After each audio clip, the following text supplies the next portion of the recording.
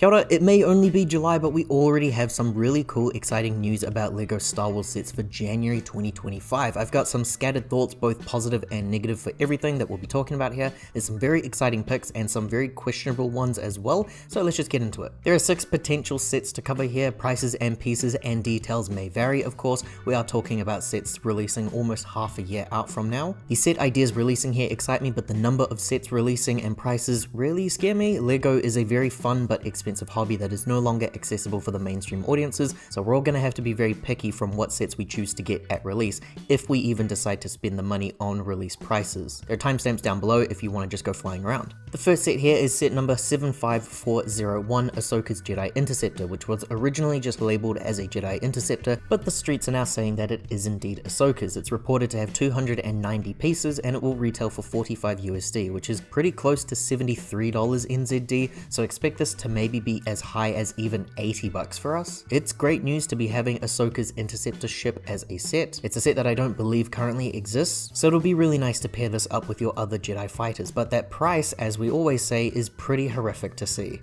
I'm very curious to see what this looks like then, because the last Interceptor released was Anakin's and I completely adore that set. It cost just 50 NZD 4 years ago now, and you could always wait for it to be on clearance. So I am very curious to see if this is actually more than just Ahsoka's shuttle, or are LEGO seriously going to try and charge $80 NZD for less than 300 pieces here? The other benefit to this set is that it will surely have a brand new Clone Wars style version of Ahsoka, in ideally the Padawan years, who we've not seen in a good decade now. I'm expecting that she will definitely be using a face print without the pupils, so you can expect me to be really mad about that when that gets revealed. I'm hoping for either a season 1 or a middle of the series variant of her. I never got that season 3 to 5 version in those sets, and to me that is the best looking Ahsoka figure besides the Disney Plus ones. At the same time though, if they make a Clone Wars movie variant of her, I would love to see her use those Midiscale legs, just to change up her perspective a bit compared to Anakin and Obi-Wan. You can also expect to see that red and green astromech droid of hers as well.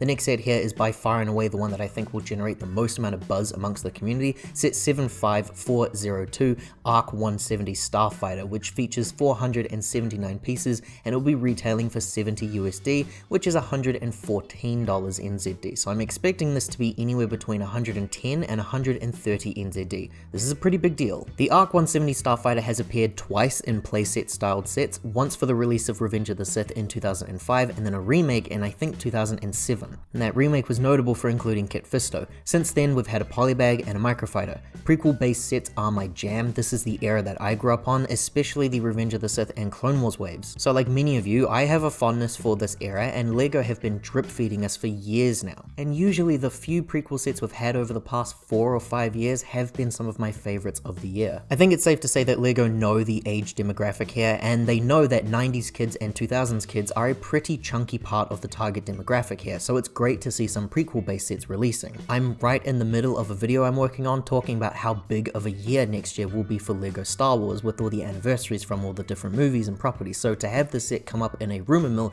is very exciting. You should stay tuned over the next couple of weeks for that video. Now that Kit Fisto set released in 2007, it contained 396 pieces and it retailed for 60 USD at the time. Apparently for the NZ crowd we had to pay $140 though, so maybe we should temper our expectations for the price here. As for what the set will include, I'm guessing it's going to be a straight remake of the 2005 ship, so there won't be a Kit Fisto variant for those still waiting unfortunately. It's definitely going to be based on the opening scene from Revenge of the Sith. It is the set that I am the most excited for here though. That 2005 ship featured 3 clone pilots and 1 astromech droid. I'm really hoping that this one either matches the minifigure count or it exceeds it. I don't personally think we need to see named Jedi characters in sets like this either. I'm more than happy with these kinds of sets just containing clones and droids to bulk out the collection. Ideally, we saved the named Jedi characters for smaller and more accessible options, but I do really want to see a remake of Plo Koon and Kit Fisto in the near future. So now we head into territory I likely won't be following, which is a good thing actually, because it means I can just focus on those 2 sets that I've just listed. The next set is 75403, a Buildable Grogu with his Pram, 1048 pieces and it will retail for 100 USD, which is 163 NZD, so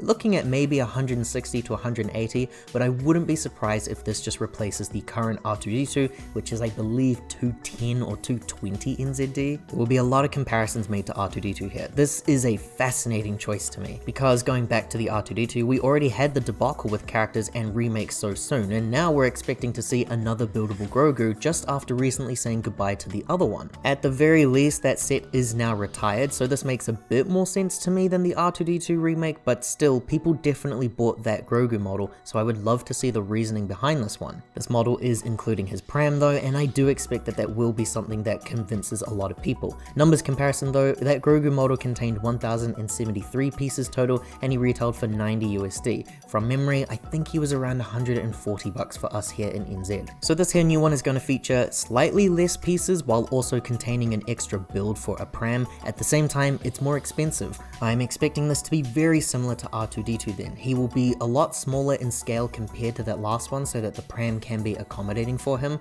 A lot of factors are at play here. I did end up buying the 2024 R2-D2 figure because scale wise and price wise it was a lot more appealing to me than that ridiculous UCS one. This though, I'm really curious to see how this one sells for people. This doesn't feel like an alternative option here, rather a straight replacement, and so close to the original, I think people would rather the larger scale and cheaper model from the original than this new idea, but we'll just have to wait and see. I hadn't really considered, but looking at some reference images, it's possible that it might only be Grogu's head and top half of his body. Maybe most of the build here is actually going to be dedicated to the Pram, so that would change a lot of things there, and I think it might be a bit of an easier sell for people then. Who knows, we'll have to wait and see. But yeah, really curious to see more of this one. The LEGO Star Wars line is also continuing the Midiscale line of ships, which I guess have been a success for all of those that were interested. I know that there is an audience for these out there. Luckily for me, that audience is not me, so I get to just admire these from afar and not have to worry about the price of them. The first one to cover here is set 75404, the Acclamator, with 450 pieces and priced at 50 USD.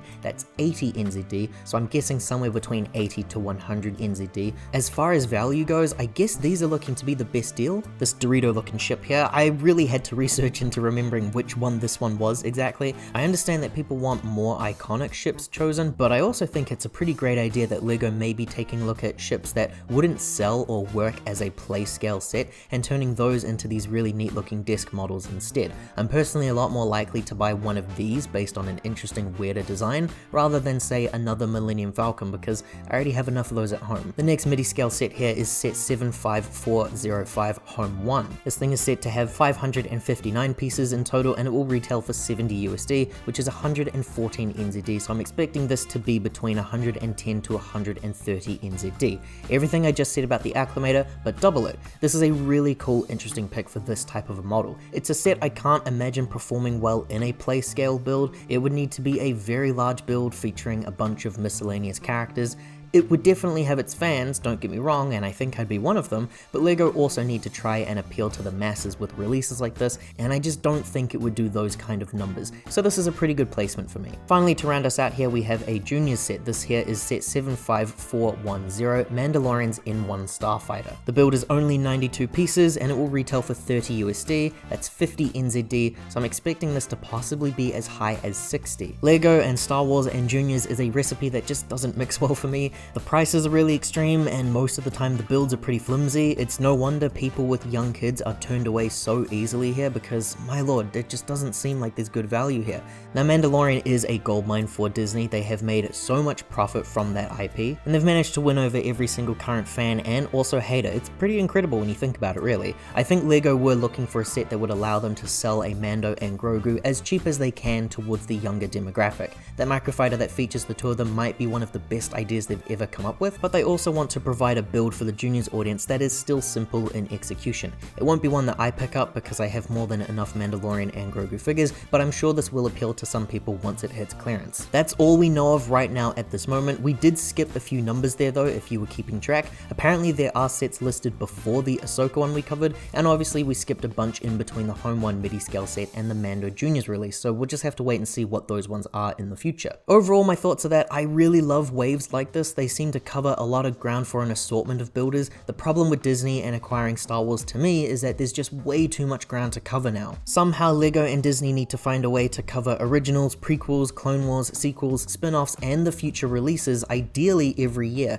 It's a pretty exhausting task, and obviously they can't cover all of this in one wave, but ideally fans of those eras shouldn't have to wait the lengths that they do sometimes just for some other options. LEGO is of course an optional product to be involved with, it goes without saying really. I'm personally very interested in those minifigure scaled sets. I like the fact that something like Revenge of the Sith is getting some love here though part of me was kind of expecting this. The film has had quite the rosy retrospection over the past few years. Again, like I mentioned at the start, a good chunk of the consumers now are prequels kids grown up who want to make it very clear to you that they are here for prequels products. They have the money, so it would be foolish not to cater to them, and technically I guess I am one of them, so I feel like I am being catered to pretty well here. And really I should thank all of you for supporting and watching, because without the viewership from this community I wouldn't be able to sit here and actually plan on getting any of these LEGO Star Wars sets, because without YouTube I can't afford my hobby anymore. So I appreciate it really. So that's it from me everyone. If you like what you saw here, liking and subscribing to the channel does help to support more videos like this one in the future. You should let me know your thoughts on this down below. Ka kite anō. I hope to see you all in the next video.